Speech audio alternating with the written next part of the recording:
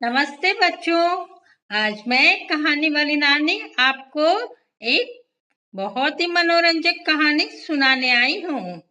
बच्चों, कहानी है सुरीली और राक्षस। बच्चों, ये कहानी एक हरे भरे जंगल की है।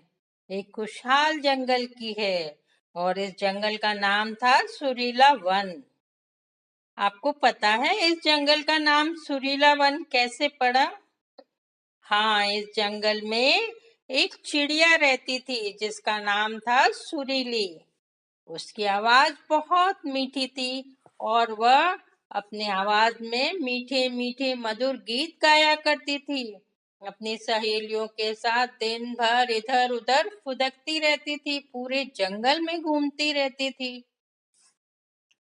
जंगल में रहने वाले सभी सुरीली और उसकी सहेलियों के गीत बहुत पसंद करते थे और कहते थे, सुरीली, तुम्हारी आवाज ही नहीं मीठी है, तुम्हारा स्वभाव भी बहुत अच्छा है।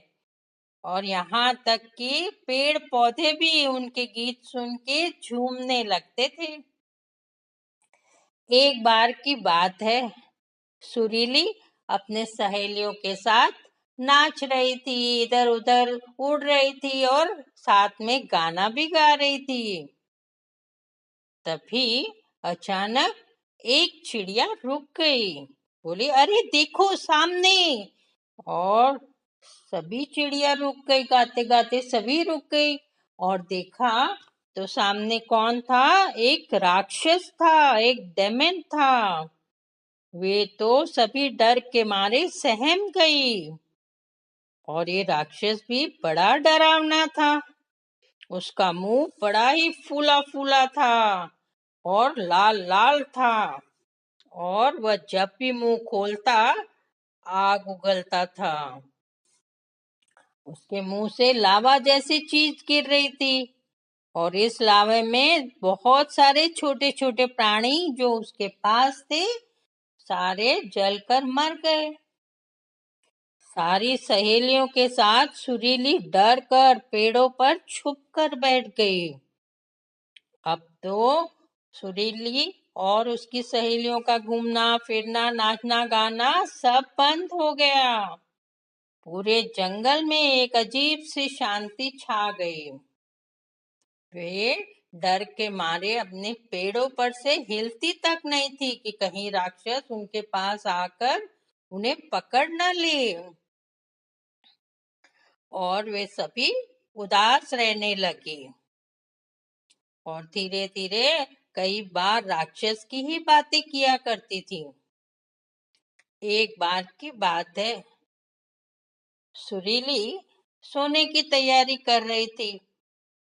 तभी वह सोचने लगी, ये राक्षस ने तो जीवन बड़ा ही नीरस कर दिया है। अब हम न तो पहले जैसे खुलकर गा सकती है और न ही नाच सकती है। पता नहीं ये कब भागेगा यहाँ से, कैसे भगाएं इसको। और फिर सुरीली सोचने लगी, पर ये राक्षस के बारे में ऐसे क्यों लगता है कि यह जानकर किसी को तकलीफ नहीं पहुंचाना चाहता है। वह तो एक जगह पर ही खड़ा रहता है, इधर उधर दौड़कर किसी को तकलीफ हानि नहीं पहुंचाता है। हाँ, लेकिन यह तो जरूर है कि ये राक्षस बहुत गुस्से वाला है और जब गुस्सा करता है तो उसका मुंह लाल लाल हो जाता है और मुंह से आग और गरम गरम लावा निकलता है जो जरूर हानिकारक है। और इस तरह राक्षस के बारे में सोचते सोचते पता ही नहीं चला सुरीली को कब नींद आ गई। अब बच्चों, कई बार क्या होता है, हम रात को सोते सोते जिस चीज के बारे में सोचते हैं वही सपने, उसी के सपने आने लगते हैं। अब नींद में सुरीली को भी राक्षस का सपना दिखाई देने लगा था। उसने क्या देखा सपने में? उसने देखा कि राक्षस तो जंगल छोड़कर भाग गया। जंगल में वह और उसकी सारी सहेलियां पहले जैसे नाच रही, गा रही, फुदक रही, हंस रही थी। सारा जंगल खुश था, पेड़ पौधे, वहां रहने वाले सभी प्राणी खुश थे। अचानक सुरीली की नींद खुल गई। चारों तरफ देखा। वे बोले, ओह, तो ये सब सपना था। खैर कोई बात नहीं, सपना था तो क्या था, इतना अच्छा सपना था। सपने में मैं नाच गा रही थी, खुश भी थी, और उस सपने के बारे में सोचते सोचते सुरीली के चेहरे पर एक बड़ी सी मुस्कुराहट आ गई और वह खुशी में गाने लगी। अब उसका गाना सुन जंगल के सभी जीव, प्राणी, उसकी सहेलियां सभी चौंक गई। अरे, ये तो सुरीली की आवाज है। अरे वाह, तो वह पहले जैसे गा रही है। सभी उड़कर सुरीली के पास आई। थोड़ी देर हैरानी से सुरीली को देखती रही और फिर सभी सुरीली के साथ मधुर स्वर में गाने लगी। सुरीली और उसकी सहेलियों के गीत जंगल में गूंज उठे। पूरा वातावरण आनंदित हो गया। पेड़ पौधे खुशी से झूमने लगे। उसी वक्त वह राक्षस भी आया। लाल लाल मुंह से आग उगलने लगा। पर आज सुरीली और उसकी सहेलियां नाचने गाने में इतनी मगन थी कि राक्षस की तरफ उनका ध्यान ही नहीं गया। राक्षस ने भी शायद पहली बार इतना प्यारा गीत सुना होगा, लोगों को खुश देखा होगा, क्योंकि ऐसे तो जब भी लोग उसे देखते, वो देखते ही डर के मारे भागते, चीखते, चिल्लाते। राक्षस तो मंत्र मुक्त सा सुरीली और उसकी सहेलियों को देखता रहा, उनके मधुर गीत सुनता रहा। थोड़ी देर गाने के बाद सुरीली और उसकी सहेलियां गाना बंद करके सांस लेने लगी, दम लेने लगी। तभी उनका ध्यान किसकी तरफ गया? हाँ, राक्षस की तरफ। उन्होंने राक्षस को देखा, पर आज उन्हें राक्षस कम डरावना लगा। उन्हें ऐसा महसूस हुआ कि आज राक्षस का मुंह पहले की अपेक्षा कम फूला हुआ है। आज राक्षस का गुस्सा कम है और वह आग भी कम उगल रहा है, लावा भी कम गिर रहा है। आज वे डरी नहीं, लेकिन हाँ, वे उसे थोड़ी दूर चली गई।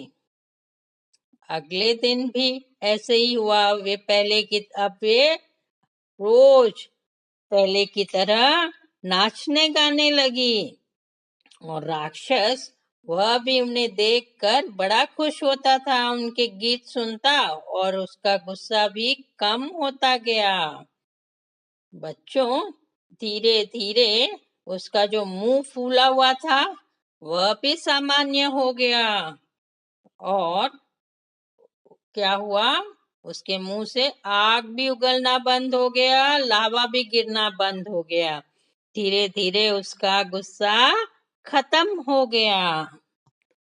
सुरीले वन के सभी प्राणियों ने सुरीली और उसकी सहेलियों का खूब खूब धन्यवाद किया और कहा, तुम लोग इसी तरह हमारे सुरीले वन में सुरीले गीतों से धूम मचाते रहो और इस तरह हम सभी खुश रहेंगे।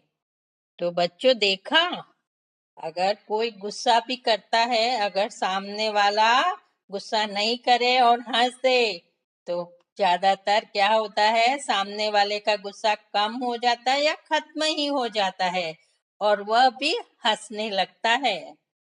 तो और अगर हम गुस्सा करने वाले पर और गुस्सा करते हैं तो उसका गुस्सा बढ़ जाता है।